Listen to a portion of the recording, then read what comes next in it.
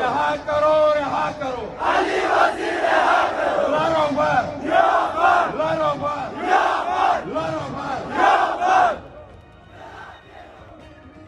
دا زرګونه قهرېدلي پښتانه د پاکستاني ریاست د پالیسیو پر وړاندې د پښتنو تاریخي مرکز واڼه کې راغونډ شوي دي. دوی د علي وزیر او خپلو نورو بندیانو خلاصون غواړي.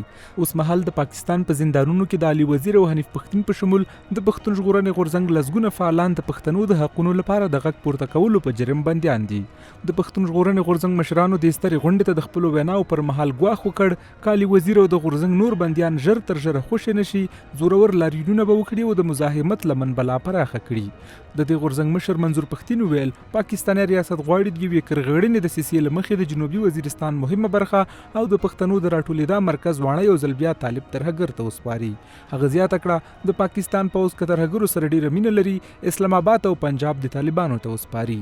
میز یو قومي پښتنو میز د څوک په حیثیت سے څوک نه تقسیموي، دغه تقسیم نه نفرت زیاتېږي، نفراتو په مړی ختم کیږي، نفراتو په جاني او په مالي نقصان ختم کیږي.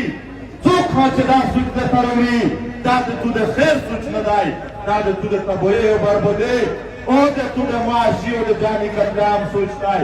لہذا میز دغه ریاستی ادارې ته وایي چې دا پیل بند کا او خپل عوام ته خپل خلق ته د زړه د تلفظ کوي چې ازباره د خدای په دا کې مینه شمارو صاحب په دا جامع شمارو درما.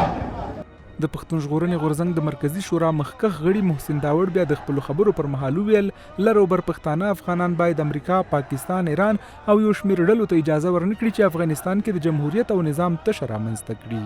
هغه هم دا راز ولسمشر غني ته د بیړنۍ روغتیا هیله وکړه چې هیڅ قسمه یو قوت یا که امریکا ده که د پاکستان فوج ده که بل څه کې که ایران ده که بل څه ته دا تصوری دو دا سوچ ته دی د ذهن نه وباسي چې میش به د تشدد پولیان د افغانستان ریاست په قبضه وکړي.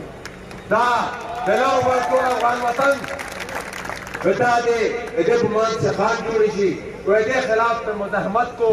د پښتون ژغورنې غورځنګ د سترې غونډې ته د هغې وړې ماشومې په ګډون لسګونه کسان ورغلي وو چې د پاکستاني پوځ مینونو یې لاسونه غوڅ کړي دي.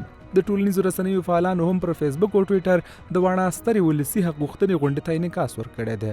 دوی د علي وزیر او نورو بندیانو د خلاصون په اړه لیکنې کړي او د غورځنګ د مزاحمت د لا زیاتېدا غوښتنه یې کړې ده.